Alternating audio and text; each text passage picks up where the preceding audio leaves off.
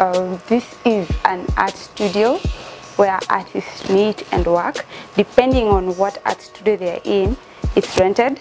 It's also a place where people can walk in and see what artists do. Most of the time, it's a workplace where the art is created.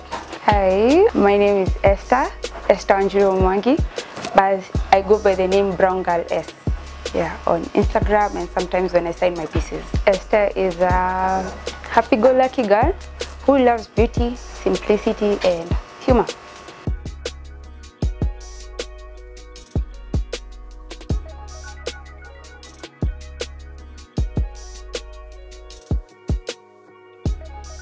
I'm a student at KU doing fine art and design. Student and artist, yeah. Yeah, and I use art as my side hustle, yeah. As much as this is what I'm taught in school, so I used to take some of those principles learned to make my own thing and go sell it out there and try to show people what is art, why you need it. How I knew I can actually draw, I think I was like 7 or 6. I was very young. And if I'm not playing with my friends or doing the normal sleeping, eating, I would take stuff and arrange them. That's interior design, by the way. Or like draw stuff, just use colors. Yeah, that's when I knew I could draw. When I went to primary school, we had an art club, though it wasn't very active. So I really tried to push it, but it didn't go very fast, but I still drew. Then in high school, I went to a school where there's no art, but I still did my thing because it was therapy for me, as much as I didn't sell much. Then now, campus is when I was able to do it as a degree. When I was growing up, I didn't have a mentor, but we had a friend who was an artist. He could encourage me, buy me pencils, but it wasn't a one-and-one. But at least my parents knew, oh, it can be a career. So they encouraged me also. My parents, like any other parents, they want to see their kids succeed. So on one side, my dad, he could buy me all the materials I need, encourage me, say wow to every drawing. But my mom was like, oh, this girl, will she survive? She needs to do something serious, something that has money, because they need to see someone who's done it, and so that they can refer their girl, help my girl, yeah? The connections and all that, yeah. But they couldn't see that. So my mom was more into, no, you know, we need to be practical. You need something that will sustain your life. But on the other side, my dad, he could buy me all the materials I need, everything. Then eventually, when I kind of really struggled in high school, because again, art is not taken very seriously, and I really insisted I want to do it. So when it got to a point where I said I will not go to university unless I'm going to do art, so that's when my mom was like, okay, so I think she's very serious.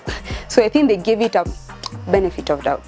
What drives me is it's a talent from God.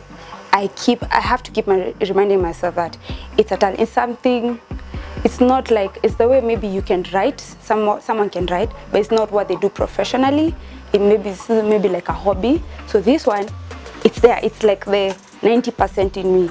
So whether I will do it because I'm angry or happy, or I'm doing it because of the money, either way, I still have to do it.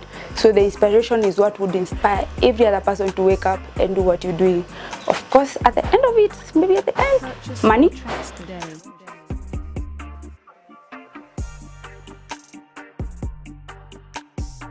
My next piece, most of the time, is my masterpiece.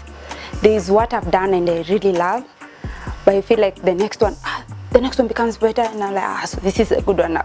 And then I do another, this is a good one. So they get better, they get better, they become my best pieces. Yeah. I sell in exhibitions, so every year, it's not really known, but every year there are actually exhibitions that happen. At a certain time of the year, we know maybe this week, this year, there's an exhibition that happens, yeah, at the museum, at some galleries in Nairobi. So that's why I sell art. So we apply through email, or like the curators come to where we are, and like they choose, these are the artworks we want. Others are referrals. Actually, most are referrals. Some work that I've done for people, and they're like, oh, who did this for you? Can they do this for me? Or they come see what I'm doing and they ask me, can I do this for them? So those are also called commissions online. And that's for my handmade cards. So those ones, most I've sold them online. You wake up in the morning, this is what you love to do. So it's easier. People sometimes use drugs, but I feel like, God blessed me with a natural high, so I just use that one. I'm an impressionist. An impressionist is I look at it, I try to draw it as it is with the light that's there.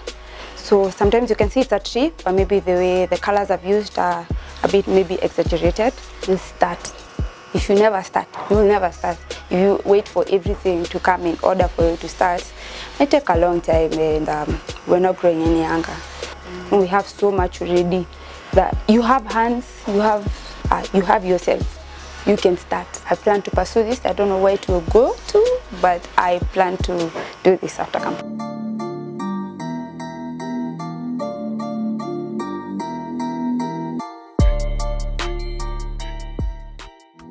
Next time on Clean Money Thursday. Hi guys, my name is Steven Diniga, but you can call me Pompey the Big Deal himself. I am a student. I study at St. Paul. I'm doing Bachelor of Communication, third year. Yeah, I'm an MC by profession, by a calling, and I'm a dancer. Kujichocha, yani motivation. That's why I call myself the Big Deal himself. Check you. Big Deal himself. Kama nimeamka sijisikii kwenda job, lazima tu niambie Mungu, Lord, this day is yours. Me have your way. Lakini kuna ile affirmation, talking to yourself. You got this, Pompey. The most embarrassing is one day nilikuwa naitwa kwa MC. Oh, let's welcome Pompey the Big Deal. Yeah.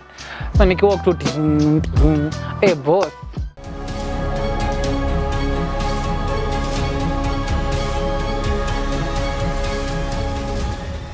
This is Clean Money TV.